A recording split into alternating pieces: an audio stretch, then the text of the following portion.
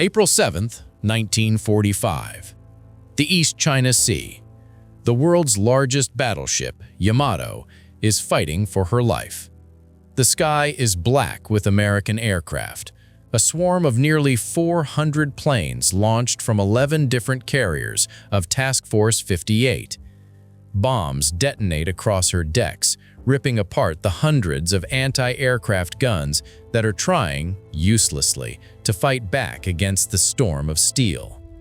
On deck, young sailors cling to the rails as explosions tear through steel and flesh alike. The ocean around them burns. Torpedo bombers, braving the maelstrom of fire, approach from all directions, dropping their deadly payloads. Torpedoes slam into her port side, one after another, each hit a death blow from an enemy she can't even touch. The Colossus starts to list. Her speed drops. Her rudders jam. She is helpless. On the bridge, Vice Admiral Seiichi Ito gives his final order. Cancel the mission. Abandon the ship. The sea tilts. The guns fall silent. For a brief moment, the Yamato seems to hang between worlds, and then she erupts. Her ammunition magazines ignite, and she disappears in a cataclysmic explosion. The blast creates a mushroom cloud that rises miles into the air, a final fiery testament to her power. This was the end for the most powerful battleship ever built, a 72,000-ton Titan designed to be unsinkable and dominate the seas for decades. But how did it come to this? An ignoble death beneath the waves without ever truly facing an enemy fleet in battle. Her fate, however, was not sealed by bombs or torpedoes. It was sealed years earlier by a pen stroke on a piece of paper. This is the story of two sister battleships, Yamato and Musashi, born to rule the seas, doomed by the world they were built for. As said before, this story doesn't start with steel, but with paper. After World War I, the great naval powers, Britain, the United States, and Japan, were caught in a dangerously expensive arms race. Each nation sought to outbuild the others with larger, faster, and more heavily armed battleships, the ultimate symbols of national prestige. Britain, still ruling the seas, struggled to maintain its massive fleet amid post-war debt. The United States, flush with new industrial power, was laying down hulls at an unprecedented pace. And Japan, rising fast in the Pacific, aimed to secure recognition as an equal maritime power. Shipyards roared with activity, and designs grew ever more ambitious. 40,000-ton dreadnoughts with guns so large they strained the limits of naval engineering.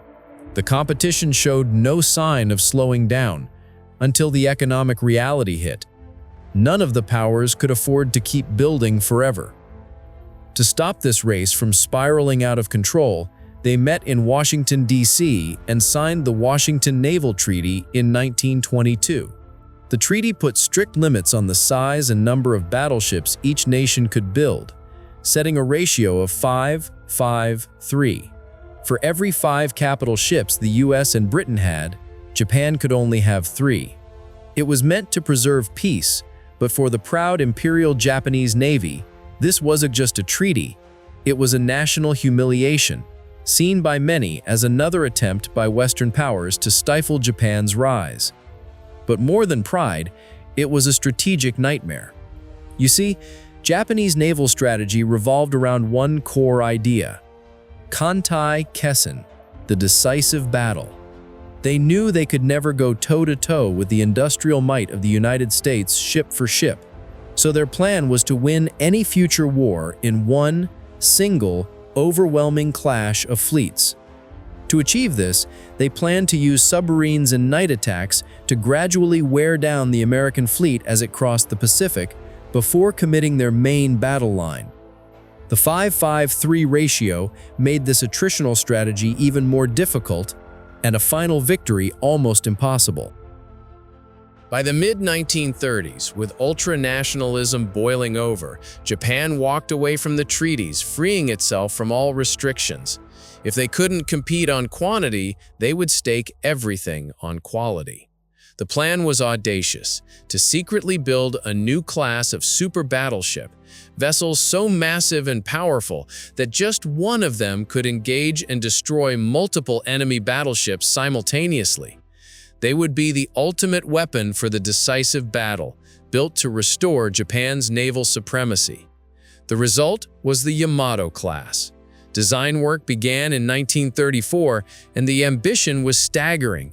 These ships would be the largest ever conceived, displacing over 72,000 tons at full load. Their main armament would be 9 18.1-inch guns, the largest naval rifles ever mounted on a warship. This was a direct challenge to the U.S., whose battleships were constrained by the width of the Panama Canal, limiting them to smaller 16-inch guns. Building them required a level of secrecy that was almost paranoid. The lead ship, Yamato, was laid down in 1937 at Kure Naval Arsenal.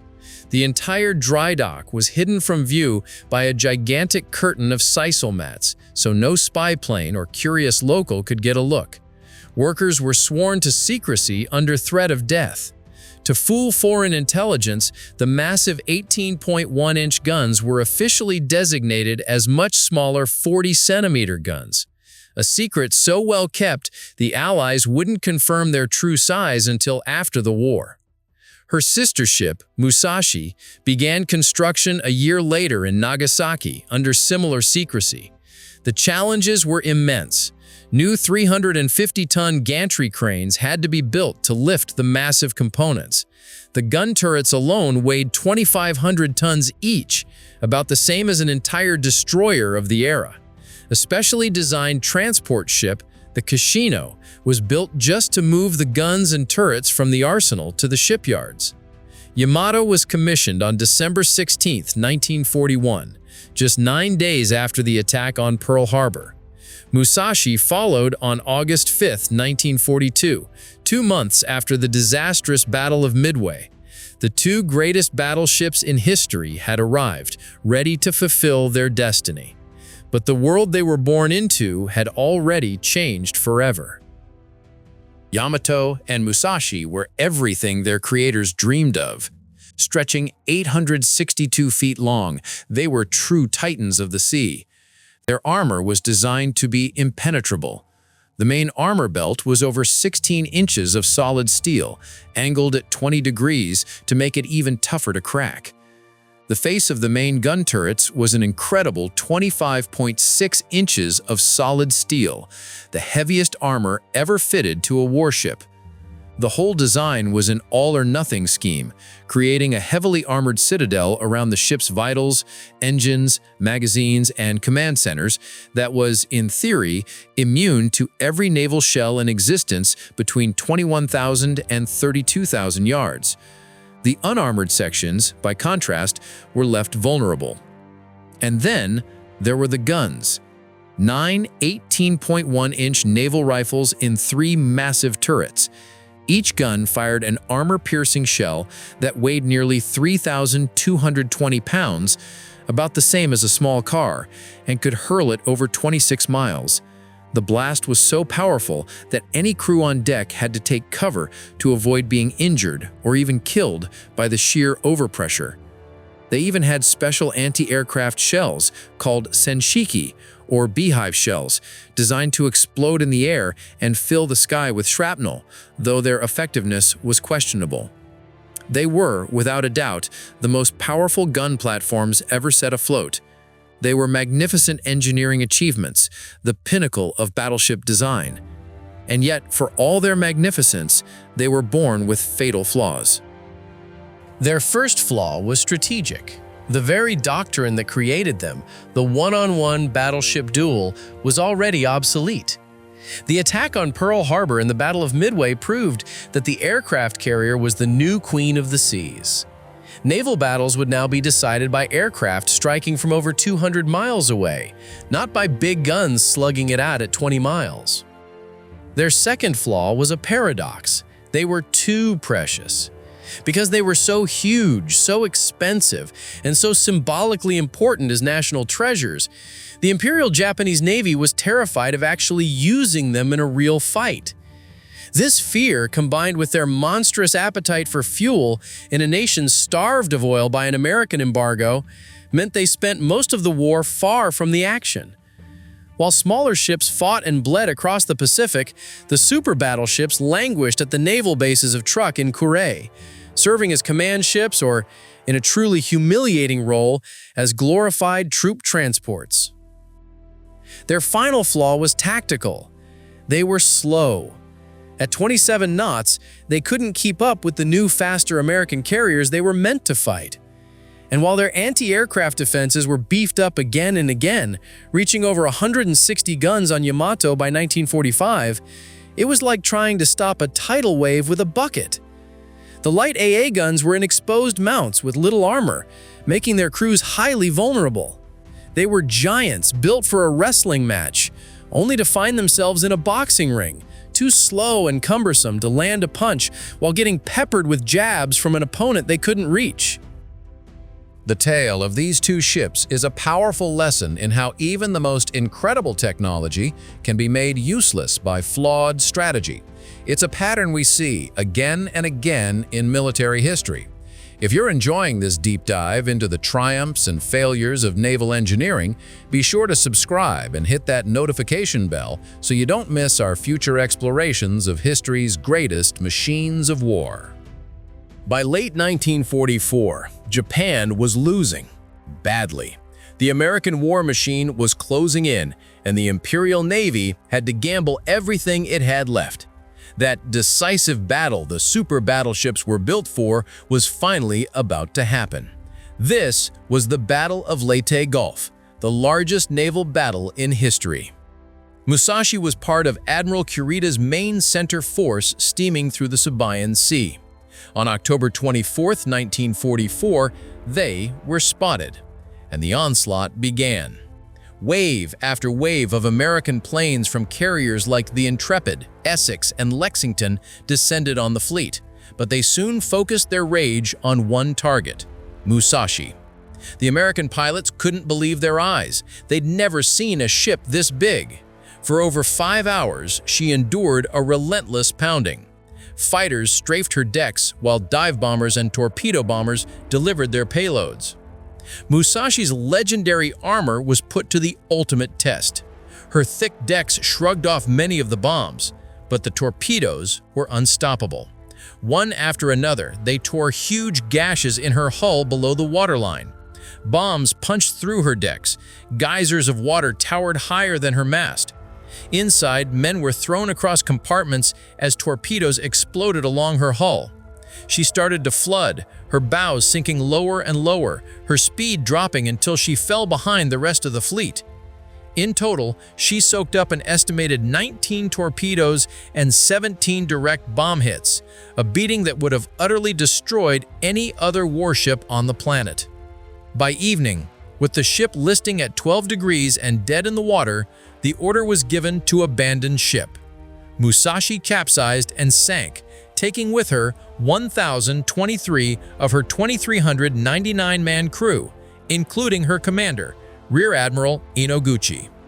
It was a brutal confirmation that no amount of armor matters when you don't control the sky. Yamato survived Leyte Gulf, but her reprieve was short. 6 months later, in April 1945, with American forces on Okinawa, the High Command devised a final desperate mission, Operation Tengo. It was a suicide run. Yamato, the light cruiser Yahagi, and 8 destroyers carried only enough fuel for a one-way trip to Okinawa. They were to beach themselves and fight as an unsinkable gun battery until destroyed. Every man, from Admiral Ito down, knew they weren't coming back. They were spotted almost immediately by American submarines Threadfin and Hackleback. The next day, April 7th, the skies darkened. Vice Admiral Mark Mitcher's Task Force 88 launched nearly 400 aircraft to intercept them. What happened next was a grim repeat of Musashi's fate, only faster and even more ferocious. With no air cover, the Japanese ships were defenseless. Dive bombers took out the anti-aircraft guns, while torpedo bombers hammered a single side, the port side, to deliberately try and capsize the giant. Yamato was hit by at least 11 torpedoes and 6 bombs. Flooding was out of control. In a last desperate gamble to right the ship, a terrible order was given: flood the undamaged starboard engine and boiler rooms. The move worked for a moment, but at a horrific price, drowning the hundreds of crewmen trapped in those compartments without any warning. But it wasn't enough. With her power gone, her steering destroyed, and a severe, uncorrectable list, Yamato was finished. At 2:20 p.m., the ship that was the pride of an empire rolled over, her aft magazines ignited in a final apocalyptic blast, sealing the fate of the vast majority of her 3,300-man crew. Only about 280 survived. Yamato was gone, and with her, the age of the battleship itself. The story of Yamato and Musashi is one of the great ironies of naval history. They were, by any measure, the most powerful battleships ever built, monuments of steel representing the zenith of Japanese naval ambition and engineering. And yet, for all that power, their impact on the war was almost zero. Their careers were spent at anchor, their power held in reserve until it was far too late. They were conceived for a type of war that was already fading into the history books, made obsolete by the very weapon Japan had used to start the conflict: carrier-based air power. They were flawed giants, magnificent but misguided. Their creation was a response to Japan's industrial inferiority, yet their monstrous appetite for fuel only crippled a nation already starved of oil. The paranoid secrecy around their construction successfully hid them from the Allies, but it also bred a culture of preciousness that kept them from the fight. In the end, their spectacular deaths served as the ultimate proof. The age of the battleship was over. The aircraft carrier now ruled the seas. Today, the wrecks of Yamato and Musashi lie in the dark, silent depths of the ocean. They are memorials to the thousands of men who served and died on them, and they are a final haunting testament to two sister battleships born to rule the waves but doomed to fail in a war that had already passed them by.